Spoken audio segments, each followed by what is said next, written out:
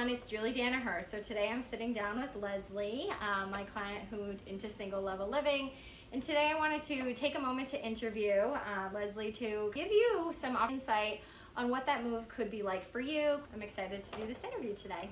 So the first question I want to ask you is, what made you start thinking about moving into a single level home? My husband and I were getting older, and we knew we were going to retire within the next 5 years or so. We lived in a big house, 4 bedrooms and 2 baths, and it was way too much for us. It needed a lot of maintenance.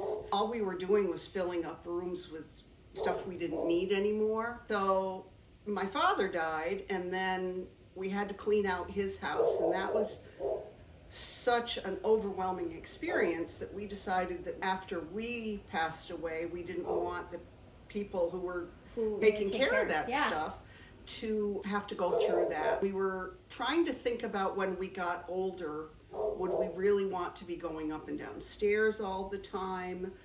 Did we want to be so far away from conveniences and the hospital? Mm-hmm. We wanted something that was a little bit newer and closer to things. For instance, having access to Uber and taxis and the bus line is important to us. Yeah. And, being able to walk to the grocery store. How do you feel like life has changed for you? Oh, it's changed a lot. I have a gym close by, so I go to the gym 3 times a week. I've made friends here. Our neighbors, for the most part, are great. I had to have an emergency operation in March, and I was very happy that I was 10 minutes away from the hospital. Thinking about this next home, did you explore options like condo, townhome, or was it just single family, and how did you decide? I was not against a condo necessarily, because I've lived in condos before. My husband was kind of not really sure about a condo. But I think that if we moved again, that he would be much more amenable, because he realizes that, as he's getting older, that he gets tired. Yeah. He's an active guy and he likes to do stuff outside, but there may come a time when he's either doesn't want to or can't do a lot of yard work anymore. Is there anything else that you would add? I guess there's a lot more to do around here, and things are close by.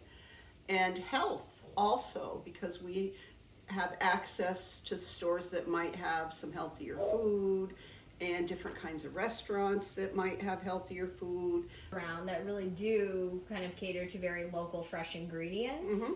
I'm all for easy now that I'm retired, Who isn't? When you were thinking about your search overall, how did you weigh things like square feet, layout, accessibility, and maintenance? Did you put one of those things more above the other? I would say that probably the maintenance of it was more important than anything. Square footage was actually less so, because I remember we thought that we'd want around 1,500 square feet, and here of course we have less than 1,000, but it seems to be plenty. We would like to have another, like a half a bath. Not impossible, and also if the washer and dryer wasn't down cellar. Those are probably the 2 things that we would change if we could. How did you decide that South Burlington was really kind of the top of your list? Well, we knew that we wanted Chittenden County because of the convenience. We liked that we were close to Burlington without actually being in Burlington, but it was more a question of the house rather than where it was. Let's talk about the moving process. What was the hardest part of making the move?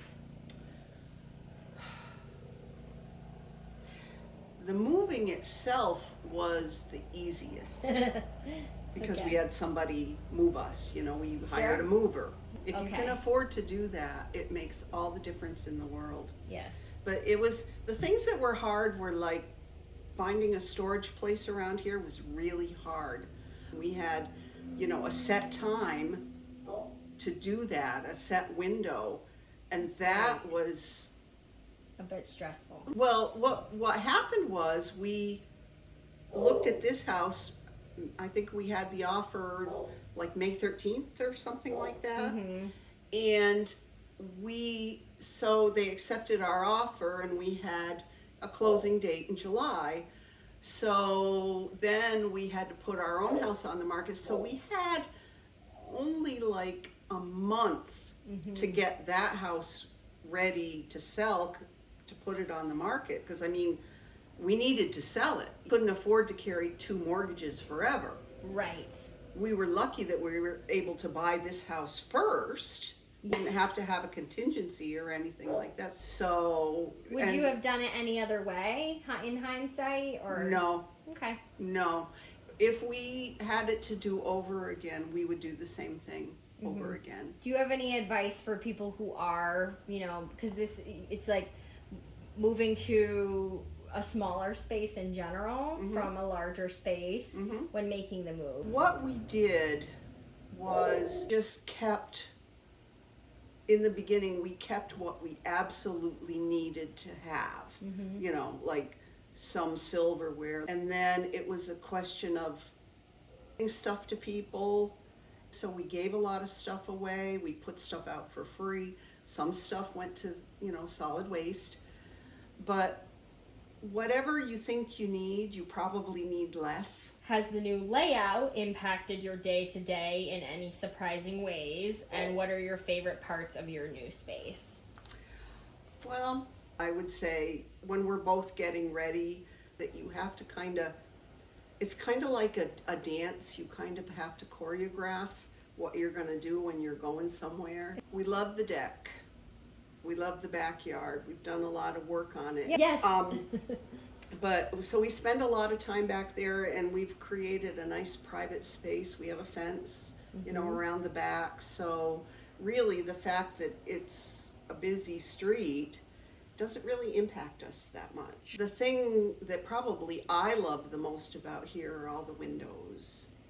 I think it's important for a lot of people's well-being, especially in the wintertime. What advice, as we kind of wrap up, would you give to somebody who's considering a move into single level living?